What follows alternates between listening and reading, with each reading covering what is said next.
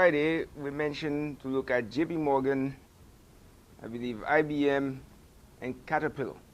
All right, JP Morgan, IBM were the leaders, and they did move when the market decided to move. Okay, so in this case, we're going to do the same scenario. JP Morgan and IBM, both of them by definition, I believe, is opening up now. If they start moving down, market will move down with it. If they start moving up, market will start moving up. So at least you get this. Now, the most important thing for the week, the weekly pivot, 1038 is the number that is the obsession. Because any move up requires that you come to the weekly pivot. Anything below the weekly pivot is a sell. So the idea is to see how far we could come from 1025 to 1038. All right.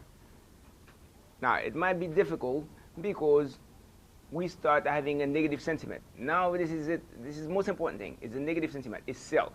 As you heard Rubini, it is double dipping possibility and then U-shaped recovery.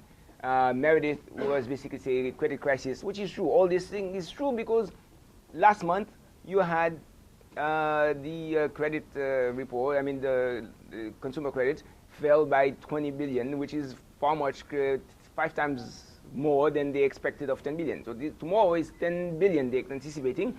Nobody's going to want to stay in front of this number.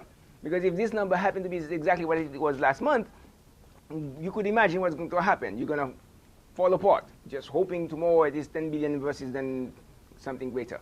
Therefore, on the upside, squeezola is not really a problem because you have selling pressure sitting all over the place.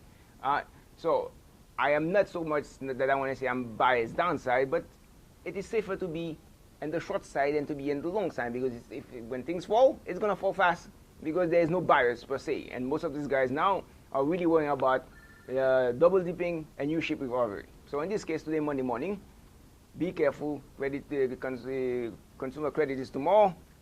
Play safe and then see what the market tell you and play on the side. Good luck.